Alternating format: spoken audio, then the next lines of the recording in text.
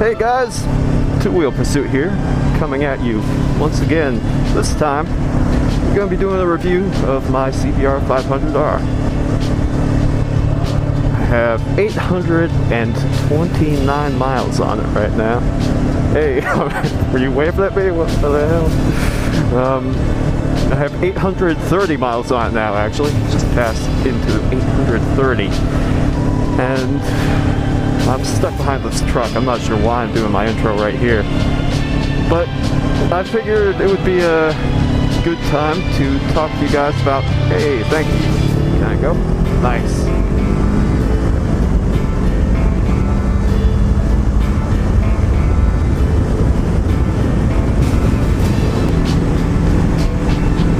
Okay, so I was first starting to seriously consider getting a motorcycle about a year before I actually got this one, probably even longer. One of the first bikes that I was looking at was the Ninja 300, Kawasaki Ninja 300, which is a bike that it seems like a lot of people go for as their first bike. I think it's actually a pretty good bike, but a few of the reasons I didn't go for that was it was the small things about it. Clip-ons, I didn't like how it looked. I didn't like how there was one light on, which is how it is with most sport bikes these days, but I didn't like how there was only one light on. One thing I love about this bike is how both the lights are always on both sides, and it comes into this really sharp angle at the front. Another, what the hell is some kind of bug on my shield? Another, what the, get the fuck, dude, this bug's actually inside my shield.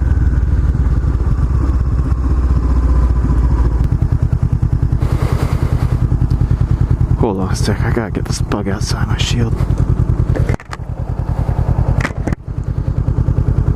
Is it gone?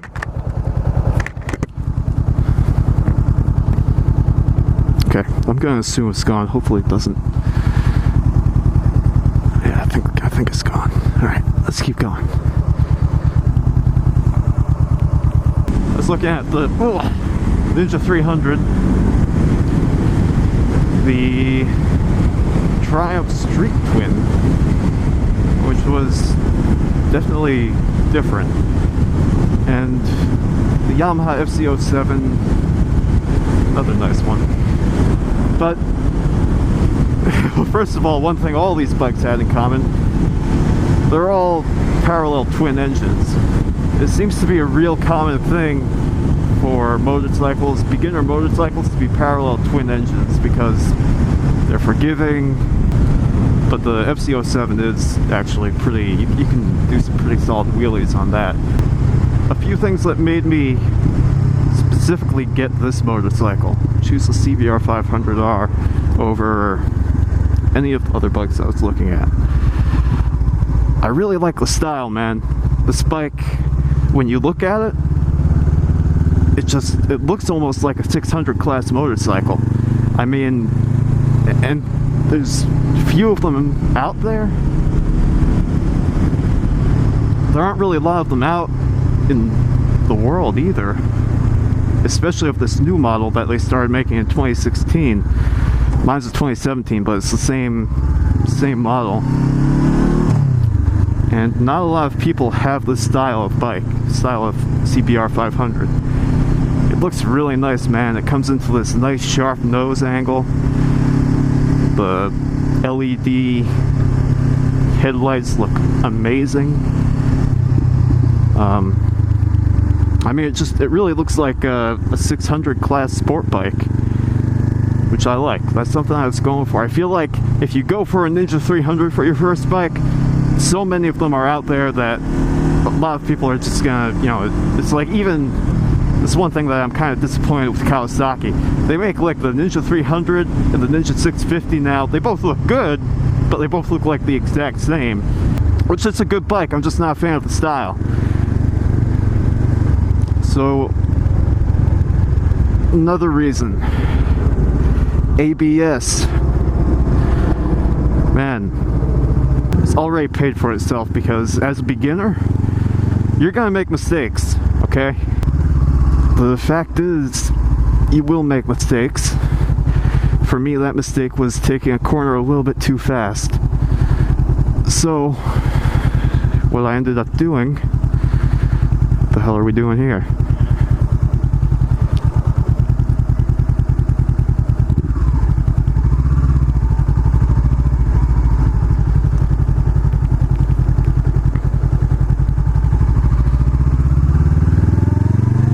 Anyway, what I ended up doing was pretty much taking a corner too fast, and I knew I wasn't going to make it. I felt it. It was a split-second decision I made just to go.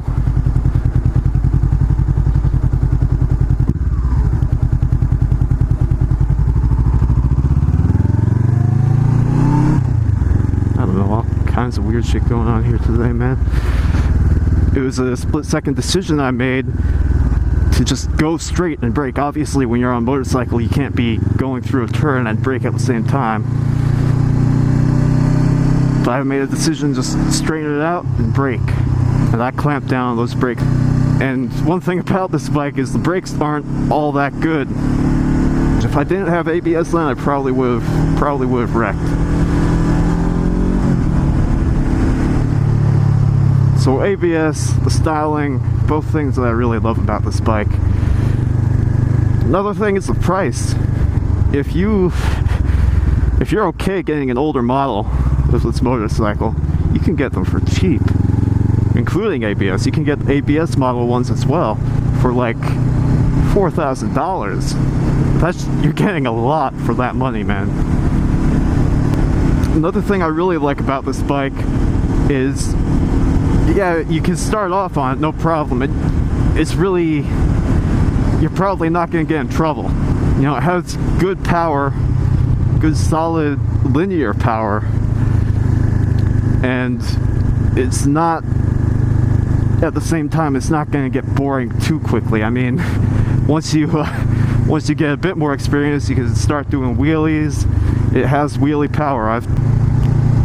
I know that in some parts of Europe there are age restrictions, and you might not be able to get this bike, unfortunately, but in all of the United States, I can tell you, whatever age you are, as long as you have your driver's license, as long as you have your motorcycle endorsement, you could go out and get yourself a Kawasaki H2. No one cares. I mean, insurance is going to cost a hell of a lot, but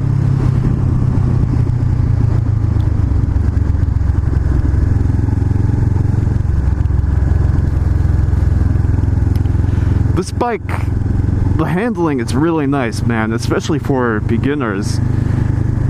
Personally, I like a bit more of a forward riding stance, which these are clip-ons, but they're like raised clip-ons, you can see. You can see these aren't regular clip-ons. They come out, come up, and then go out, whereas most of them would be like down here if you're on a super sport bike. The gear shifting is really nice. What are we doing? What's going on here? I'm just gonna go around you, okay? Alright. I seriously have no idea what's going on there. People are acting crazy today, man.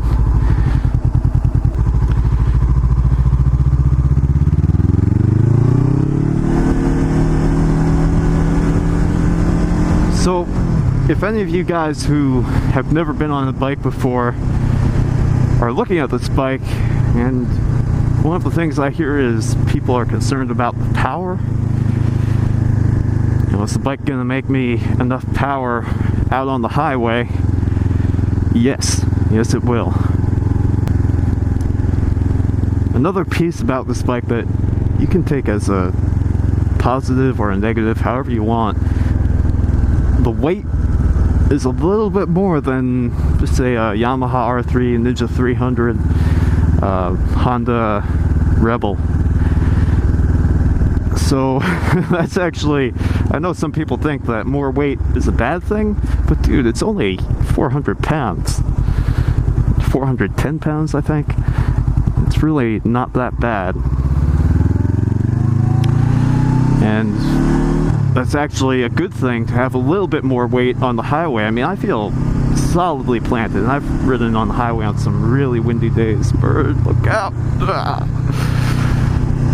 Yeah, you can stay on the highway and maintain 80 miles an hour on here easy and not be getting blown around like a kite. I'll show you guys the power.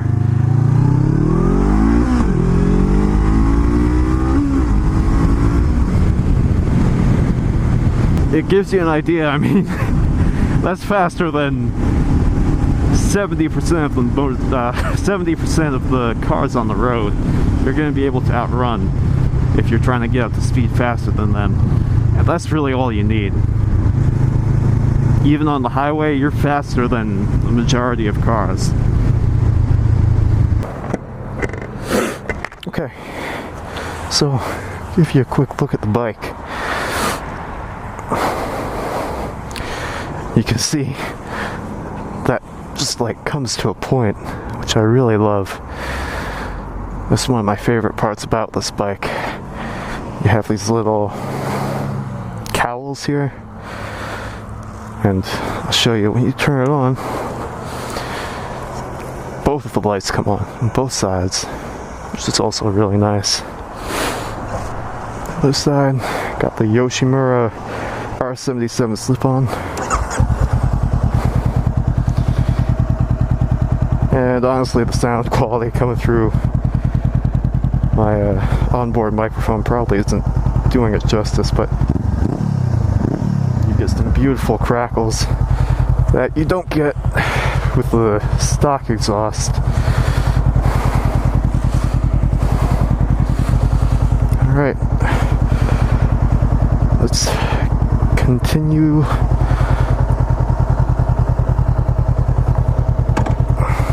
Hey man, you gonna be cool? You gonna wait? Thank you, ma'am. Miss, man.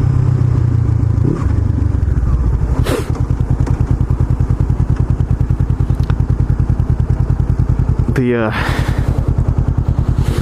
clutch engagement is right around the end, which is nice because to shift gears, you just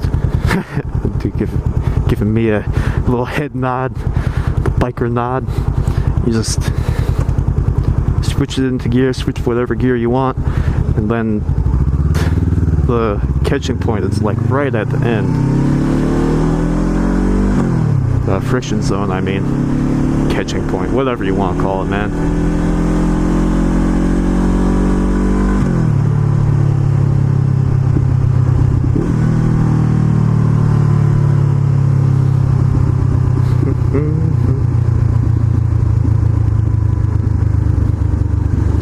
Yeah, I mean, even stuff like this, like going into a roundabout, this bike handles no problem.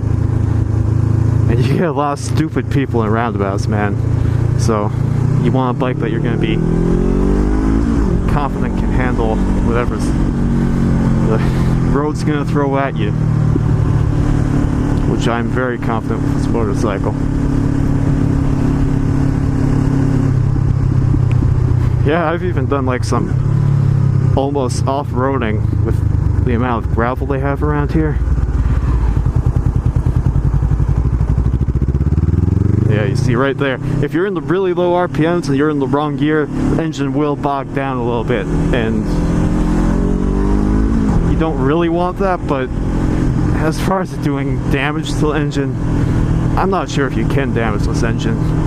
I mean, obviously, if you do something stupid like hold that red line for, 10 minutes, then you're gonna have a problem. But the thing is, this bike is so refined. Honda they're such a good company for making solid motorcycles, solid cars too, that last a long time. Ferrari.